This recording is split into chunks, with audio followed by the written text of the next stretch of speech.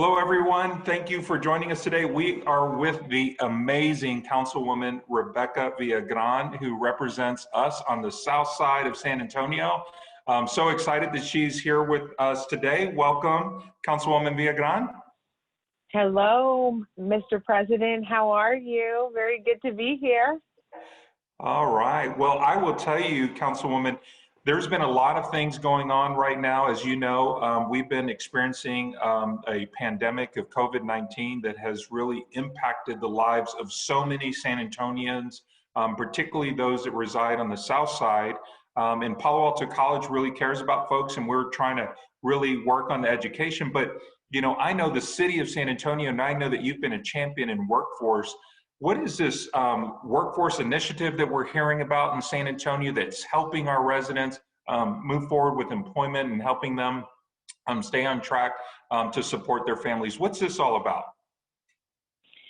Thank you. You know, to your point, this pandemic, and it's not just a pandemic, it's a health and a economic global crisis that we're all living through right now.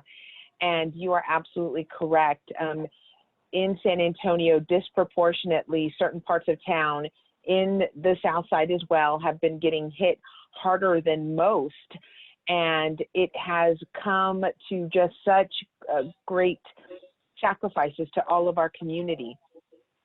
So, you know, we have in the city of San Antonio, I do chair the Economic and Workforce Development Council Committee, and we have been working since March, if you can believe it, since all of these shutdowns have happened to see what can we do. We've had groups, the county has come together, the city has come together, educational institutions, nonprofits, business sector, to see what can we do to restart safely our economy and our businesses. We've done everything from micro small business grants to helping with, you know, hand sanitizer, personal protective equipment. But what we also know is from some of the shutdown that some individuals who have been furloughed or who have lost their jobs may not even have a job to get back to. So we at the city said, what can we do to re-envision this? We know that there is only 25%, I believe, and you'll probably know these statistics more, of the percentage of San Antonians have a bachelor's degree or higher. And we know that that has a big impact in all of our community, in all of the city of San Antonio and in our region. So back a couple of months ago, the federal government gave the cities, many cities, some federal dollars, some federal stimulus dollars, our coronavirus, our CRF funds that we'll say. And so what we at the city did was, okay, how are we going to do this to help workforce training and get maybe some education or tuition assistance to our communities?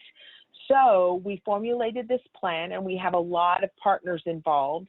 And it's a workforce development recovery strategy. And our partners are Alamo Colleges Districts, Project Quest, Workforce Solutions Alamo, SA Works, United Way, Restore Education, to help families get back to work or get the training that they need. And part of it includes a $450 a week stipend for people who are going through this training. This stipend will help pay for food. It will help pay the rent. But we are investing those dollars because we know it is critical for people to get back to work or to get trained somewhere else in our community. So that's some of the things that we're working on right now. You know, that's absolutely amazing, Councilwoman Villagran. With your leadership and the leadership of San Antonio, you're really giving people hope in a time of really a need for hope. You know, we always say at Palo Alto College, we're a beacon of hope, and you're taking it to a whole other level because you're giving folks an opportunity for employment. You're giving them an opportunity for training. You're giving them an opportunity to support their families. And those are really three big things, particularly I know here in the Southside community, as you champion to move that forward, you're exactly right. We reside in one of the lowest areas in terms of educational attainment rate and one of the highest areas of poverty. And so with COVID-19, it amplifies. In fact, one of the things that we've been saying for the last month or so is that nobody's really talking about furloughs anymore. They're talking about unemployment. So in the very beginning, it was like you might be able to come back, but that term has almost phased out now. And so the work that you're doing with the city of San Antonio and really leading that charge for economic and workforce development to give people hope is just truly amazing. I appreciate everything that you all are doing in this area. And one of the other topics that I think really comes to mind is, without getting political, I understand that there was a presidential debate not too long ago that everybody's really talking about. And I think that there comes a thing about the need to vote and to really understand what issues and challenges there are that's going on, not only locally and on a state level, but on a national level. Palo Alto College is proud to serve as a voting site this year, so we're really excited. But can you tell us a little bit about the need to vote? Why should people really come out and really have their voice be heard? Well, all of these things that I've been talking about, this workforce training and this first portion that I shared that the city is doing, that's just one item.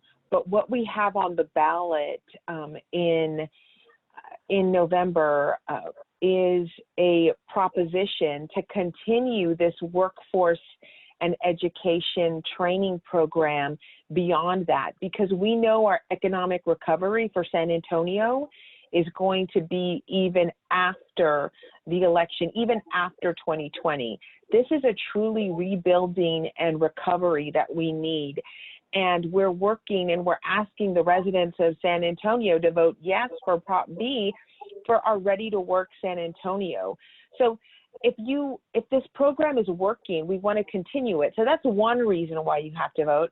But honestly, voting is your civic duty and your right as an American citizen.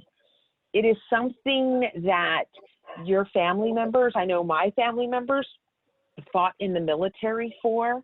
And so I am not going to take it for granted or squander their sacrifice by not voting. And I'm a pretty, I guess I'm a pretty outspoken person. And so I am not going to let anybody else speak for me, because if you do not vote, you are giving your voice to somebody else. Mm-hmm. And if you want to speak for yourself, you have got to vote. And I am so excited that Palo Alto is going to be one of our mega voting centers.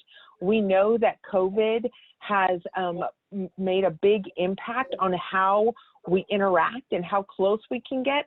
So we need these spaces to be spread out. We need to feel safe when we're going to vote. And I think the elections department has done a good job with the plexiglass and be sure that everybody takes their own, face masks and gloves when you go in there, and a pencil, because it helps to go in there when you vote. But I think it's important, just when you have these mega voting centers, it gives that sense of safety. And I think that's what people want to know. But it's critical that you make your voice heard, because as we're seeing now, our democracy depends on it. Our court system depends on it. Our representation depends on it. No, absolutely. And Councilwoman Villagrán, it is amazing that you and the city are not only looking at short-term, but you're looking at long-term with workforce. And so that's really important for us. So, folks, you really need to go out to vote. We do need not only short-term solution, but we need long-term solutions, because unfortunately, COVID-19 is going to have a lasting impact for years to come. And so unfortunately, it's not just going to be a 1 year type of thing, or it wasn't a 1 month type of thing where I think that folks thought it would come and go. It stayed with us for a while. It's continuing to stay with us for some time. And so the fact that the city of San Antonio is moving forward for multi-year solutions is absolutely amazing. And you're so right. My father served in the military for over 20 years, is retired Army. Both my grandfathers served in the Army as well. And so very, very important for all of us to hear our voice, do the right thing, go out, let your voice be heard. Ladies and gentlemen, we had Councilwoman Rebecca Viagran joining us today, who's shared some tremendous insight for us in the workforce and our need for a vote. So thank you so much for joining us. Very much appreciative of you. Thank you.